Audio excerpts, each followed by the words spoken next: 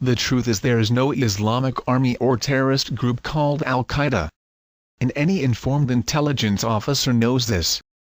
But there is propaganda campaign to make the public believe in the presence of an identified entity representing the devil only in order to drive TV watchers to accept a unified international leadership for a war against terrorism.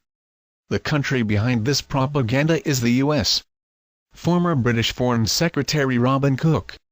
Al-Qaeda itself doesn't exist, except in the fevered imagination of neocon and lichotniks Israeli Jew fascists, some of whom, I suspect, it's a myth, but find it extremely useful as a boogeyman to spook the public and the politicians to acquiesce in otherwise unacceptable policy initiatives at home and abroad. R.T. Naylor, June 21, 2003.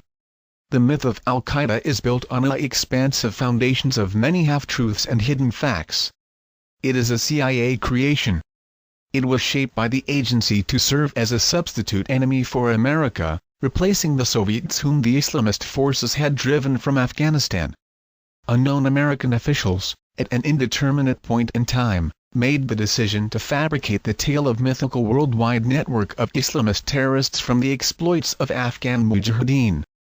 The CIA already had their network of Islamic militants, freedom fighters. All that needed was a few scattered terrorist attacks against U.S. targets and a credible heroic figurehead, to serve as the great leader. Peter Chamberlain, January 5, 2010.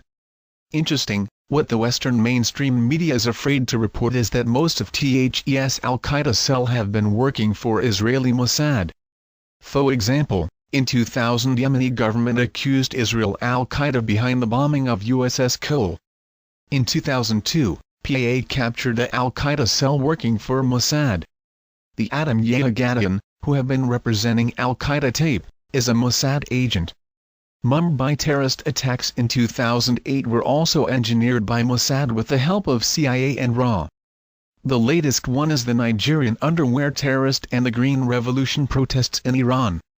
Some of the other Israel's famous false flag operations include attack on USS Liberty, assassination of President Joe Kennedy, Pan Am 103 bombing, 9-11, London 7/7 bombing, Bali bombing, Jordan bombing, Madras train bombing, Paradise Mombasa hotel bombing, etc. etc. John Kaminsky in this article "We Are on the Wrong Road" wrote, "We must not accept these lies. Our future, and the future of our children, depend upon it." Truth number 1. Al-Qaeda was created by Zbigniew Brzezinski, one of Obama's early Jew mentors, and the Mossad-dominated CIA, infiltrating Israelis posing as Arabs posing as Afghanis to drive the Russians out of Afghanistan. Since then, they have become the perfect enemy, blamed for this continuing string of false flag terror events, but uncatchable because they are created by those who pretend to be its victims. Blackwater and al-Qaeda are two departments of the same corporation, and both Obama and the leadership of Israel are on the board of directors of this murderous group. Truth number 2, as the former FBI director long ago admitted, there is not now nor has there ever been any hard evidence that amateur Arab hijackers engineered the building demolitions in New York City or other events of that day. The demolition of the World Trade Center towers was not implemented by people in caves in Afghanistan, and everywhere in the world, people will laugh at you if you tell them that. Yet American foreign policy continues on the basis of this deliberate lie. Truth number 3, the security of the American people is very much at stake in Afghanistan, but not because of some hallucinated enemy. Wars bankrupt countries, and that's the name of the game, bankrupt the U.S. and profit from the fire sale when it goes broke.